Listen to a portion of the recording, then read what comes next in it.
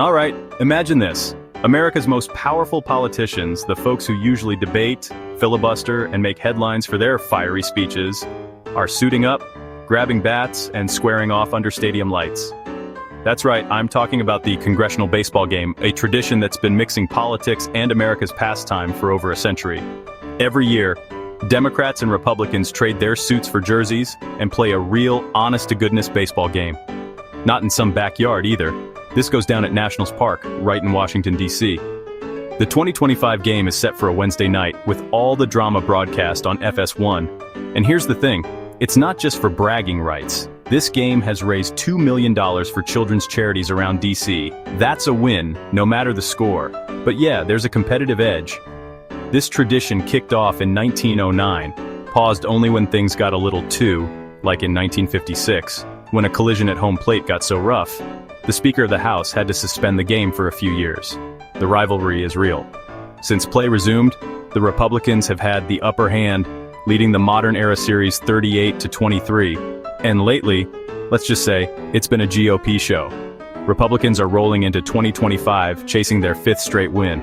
The last couple games, Republicans outscored the Democrats 47-1. Ouch, the Dems haven't tasted victory since 2019. Let's talk lineups. The Republican squad is managed by Roger Williams, a Texan who actually used to play pro ball. He's got his team practicing at sunrise, literally 5:45 in the morning since March. But they're not without setbacks. Their star athlete, Blake Moore, is sidelined with an injury from the Congressional Soccer Game. So the roster's shuffling, Jake Elzey's moving to center field, and Marlon Stutzman is making a comeback, even though his past batting average and ERA were, less than stellar. The real wildcard? Rookie pitcher Pat Harrigan, who's got speed to burn if he can keep it under control.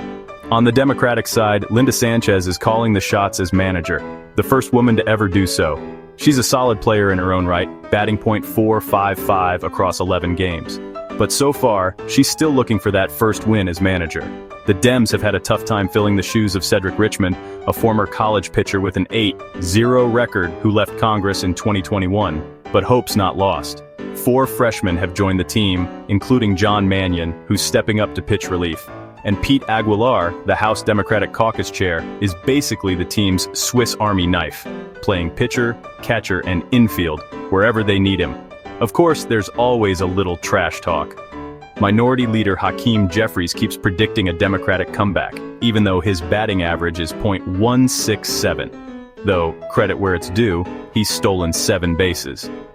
Manager Sanchez jokes her goal is making them cry, but she's quick to point out the real win is raising money for charity. And let's not forget, it wasn't until 1993 that women first stepped onto the field, breaking yet another political barrier. So, next time you're watching the news and see these lawmakers sparring in Congress, just remember, every summer they trade talking points for curveballs, and for one night, politics turns into a ball game.